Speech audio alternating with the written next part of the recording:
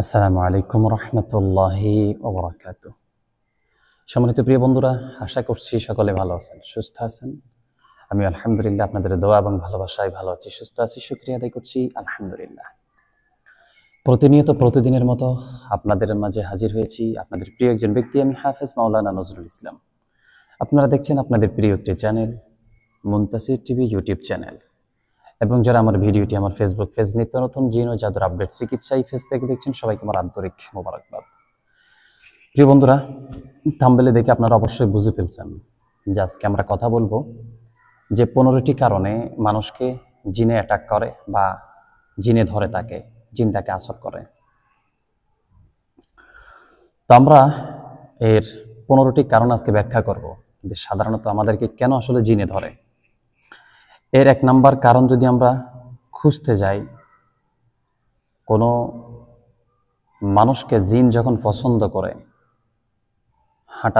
হাঁটার সময় কিংবা চলার সময় কিংবা ছোটবেলা থেকে যখন কোনো জিন তাকে পছন্দ করে, তখন তাকে কিন্তু ধরে বসে যে কোনো সময় কারণ ছাড়াই। এটা হচ্ছে কারণ ছাড়াই, যে কোনো, অর্থাৎ তার কাছে ভালো লেগেছে, এটাই তার জন্য কারণ। সে আপনাকে পছন্দ করছে, এটাই একমাত্র কারণ, আপনার কোনো দোষের কারণে নয়।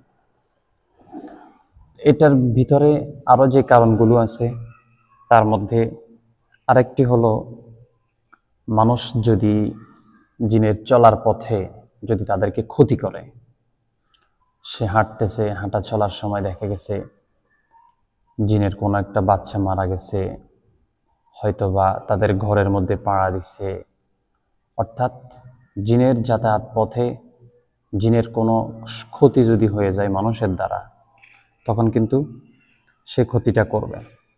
3 নাম্বার কারণ যদি আমরা ধরতে যাই, আমরা বাথরুমে ঢুকি, আল্লাহ নবী সাল্লাল্লাহু আলাইহি ওয়াসাল্লাম আমাদেরকে একটা দোয়া শিখাইছে, আল্লাহুম্মা ইন্নী আউযু বিকা মিনাল খুবসি ওয়াল খাবাইস। এই দোয়াটা যদি না পড়ে বাথরুমে ঢোকা হয়, বাথরুমে অবশ্যই খবিশ জিন থাকে, তো খবিশ জিন আপনার লজ্জাস্থান ঢেকে ফেললো, আপনার প্রতি সে আকৃষ্ট হয়ে গেল, ক্রাশ খেয়ে গেল, এখন কিন্তু সে আপনার শরীরে ঢোকার জন্য সে পেরেশান হয়ে যাবে এবং এক পর্যায়ে সে আপনাকে আসর করে ফেলে। এরপরে যদি আমরা ধরতে যাই, বিভিন্ন গর্ত, ফাটল, কীট পতঙ্গ, ঘরে পেশাব, অর্থাৎ এখানে কয়েকটা কারণ আছে। বিভিন্ন গর্তে আপনি পানি ঢাললেন, বিভিন্ন কীট পতঙ্গ জমিনে কীটনাশক দিলেন, সেখানেও তারা পাখির ছদ্মবেশে, পোকার ছদ্মবেশে, সাপের ছদ্মবেশে তারা সেখানে থাকলো। তা আপনি এটা প্রয়োগ করার কারণে তাদের কিন্তু খুবই ক্ষতি হয়ে গেছে। অথবা ঘরে যদি আপনি পেশাব করেন, ঘরে পেশাব করার কারণে যে আপনার মধ্যে যে একটা খবিশ খবিশ ভাব আছে, ভাবটা আসছে, এই কারণে কিন্তু জিন আপনাকে ধরতে পারে। এরপরে প্রাণীদের কষ্ট দিলে, বিশেষত কোনো কালো কুকুর, এরপরে কোনো কালো বিড়াল, এদেরকে যখন আপনি কষ্ট দিবেন, অনেক সময় আমরা কালো কুকুর কিংবা কালো বিড়ালকে আমরা কষ্ট দেই। শুধু কালো কুকুর কালো বিড়াল না, বিশেষত হলো কালো কুকুর কালো বিড়াল, কিন্তু কোনো প্রাণীকেই কষ্ট দেওয়া ঠিক না।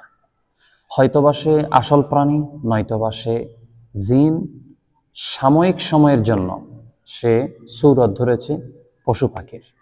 এই জন্য কোনো পশু পাখিকে কষ্ট না দেওয়া। হতে পারে সে যদি জিন হয়ে থাকে তাহলে আপনাকে ক্ষতি করবে অবশ্যই। এই জন্য কালো কুকুর কালো বিড়াল এবং ঘরের দরওয়াজায় সম্মুখে বসে থাকা কোনো কালো পেঁচা, এদেরকে কষ্ট না দেওয়া, কষ্ট দিবেন না। ওদেরকে বলবেন যে তুমি যদি জিন হয়ে থাকো চলে যাও, 3 বার বলবেন। যদি সে জিন হয়ে থাকে অবশ্যই চলে যাবে, এরপর আপনি তাকে মারধর করেন, সমস্যা নেই। এরপরে সতর্ক না করে ঘরে থাকা সাপকে হত্যা করা। আপনার ঘরের মধ্যে একটা সাপ ঢুকেছে, আপনি সাপটাকে সতর্ক না দিয়ে আপনাকে বলতে হবে যে তুমি যদি জিন হয়ে থাকো চলে যাও, অন্যথা আমি তোমাকে মারবো। আপনি এটা বললেন না, কোনো সতর্ক করলেন না, আপনি তাকে মেরে ফেললেন। জিন ওর গোষ্ঠী, 14 গোষ্ঠী আপনাকে অ্যাটাক করবে, আপনাকে ধরবে। এই জন্য একটা সাহাবীর ঘটনা আছে, মসজিদের মধ্যে একটা সাপ ছিল, ওই সাহাবী সাপটাকে মেরে ফেলছিল। তো জিনের একজন সর্দার ওই মৌলবীকে উঠিয়ে নিয়ে গেছে, অর্থাৎ সাহাবীকে নিয়ে গেছে। তো পরবর্তীতে ডিসিশন হলো যে উনি মারছে, যে উনি কেন মারলো এটার বিস্তারিত ব্যাখ্যা যখন জানতে চাওয়া হইল, যে বলছে যে সে সাপ হিসাবে আমি তাকে মারছি। শুধু এটাই তার ভুল ছিল যে সে বলে নাই যে তুমি যদি জিন হয়ে থাকো চলে যাও। তো এই জন্য এটা আমাদের ভুল। এই জন্য আমরা আগে বলতে হবে, সাপ যদি কোথাও দেখি ঘরে অথবা মসজিদে, আমি বলবো যদি তুমি জিন হয়ে থাকো তুমি চলে যাও। এরপরের কারণ যদি আমরা খুঁজতে চাই, শৌচাগারে চিল্লাচিল্লি বা কান্নাকাটি কিংবা গান গাইলে ও কোরআন তেলাওয়াত করলে, অর্থাৎ এমন জায়গা নিরিবিলি নির্জন এলাকা, ওখানে গান বাজনা কিংবা কোরআন তেলাওয়াত ইত্যাদি ইত্যাদি কাজ করলে তাদের মানে খুব বেশি রাগ হয়ে যায়। ওখানে জিন হিন্দু থাকে, আপনি যদি কোরআন শরীফ তেলাওয়াত করেন তাদের কাছে অবশ্যই খারাপ লাগবে। সেখানে যদি মুসলিম থাকে, আপনি যদি গান বাজনা করেন সেখানে তাদের কাছে খারাপ লাগবে। এই কারণে সে আপনাকে ধরে বসবে, প্রতিশোধ নেবে। এরপর উঁচু স্থান থেকে আল্লাহর নাম নেওয়া ছাড়াই অবতরণ করলে, অর্থাৎ এমন স্থানে নামলে যেখানে ঘুমন্ত বা অসতর্ক জিন রয়েছে। উঁচু জায়গা থেকে আপনি নিচের দিকে যাচ্ছেন, তো এখান থেকে নামার সময় যদি আল্লাহ সাহায্য না নিয়ে আপনি নামতেছেন, অথচ দেখা গেছে এখানে বিশেষ করে পাহাড়ে উঁচু জায়গায় কিন্তু জিন থাকে, তা আপনি নিচে নামার সময় আল্লাহর সাহায্য ছাড়াই নিচে নামলেন, আপনি ঠাট্টা হাসি মশকারি করতে করতে নামলেন, এখানে আপনার কোনো একটা অকারেন্স ঘটে গেল। এই জন্য বলা হচ্ছে যে সর্বাবস্থায় তাওয়াক্কালতু আলাল্লাহ। এই ভুলের কারণে কিন্তু আমাদেরকে জিন ধরবে। এরপরে আল্লাহর নাম নেওয়া ছাড়া কুফে বা মরুভূমিতে পাথর নিক্ষেপ করার ফলে জিন আক্রান্ত হলে, কুফে মরুভূমিতে পুকুরে আপনি কিছু নিক্ষেপ করছেন, সেখানে একটা জিন মাছের রূপ ধারণ করে আছে, অথবা অন্য কোনো প্রাণী যেটা পুকুরে থাকে মাছের রূপ ধারণ করে আছে বা অন্য কোনো কিছু রূপ ধারণ করে আছে, তার গায়ে পড়লো, তাহলে সে আপনাকে অ্যাটাক করবে, আপনাকে আক্রমণ করবে। এরপরে জিন ও জাদু ও জিন হাজির করার কিতাবাদি পাঠ করলে, আপনি জিন জাদু কিভাবে করে, এটা কিভাবে হাজির করে, কিভাবে এটা প্রয়োগ করে আপনি এটা করতেছেন, আপনারা জানলে অবাক হবেন। আমাদের আশেপাশে জিন 24টা ঘন্টা 24 আওয়ার্স ঘুর ঘুর করে, তারা আমাদেরকে পর্যবেক্ষণ করে রাখে। এবং আমাদের সাথেও কারেন্ট জিন আছে, প্রত্যেকটা মানুষের সাথে কারেন্ট জিন আছে। আমরা যে মানুষের নামটা দেখি, আমরা ওই কারেন্ট জিনের মাধ্যমে কিন্তু তাদের নামগুলা দেখি, আমাদের জিনের মাধ্যমে।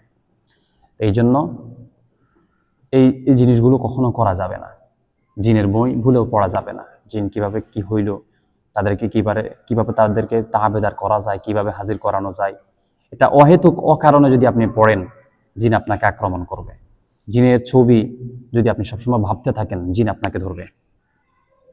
এরপরে আল্লাহর নাম নেওয়া ছাড়া কীট পতঙ্গের উপর কীটনাশক বস্তু ব্যবহার করা যাবে না।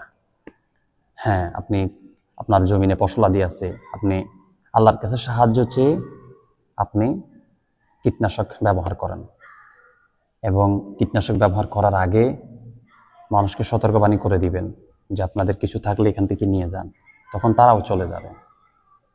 এরপরে হাতের তালি দেওয়া, এভাবে হাতে তালি দিলে তারা চলে যাবে। এরপরে সর্বশেষ বদনজরের মাধ্যমে, অর্থাৎ শয়তান বদনজরকারীর শ্বাসের সাথে আক্রান্ত ব্যক্তির শরীরে প্রবেশ করলে, শয়তানের যে একটা শ্বাস প্রশ্বাস আসে, এটার কবলে যদি আপনি পড়ে যান, তাহলেও কিন্তু সে আপনাকে আসর করে ফেলবে। তো যে এই কয়েকটি কারণ বলছি, এই কারণগুলো ছাড়া আপনাকে জিন কখনো ধরবে না। আশা করছি আজকের কথাগুলো বুঝতে পেরেছেন এবং খুবই সতর্ক হয়ে চলবেন।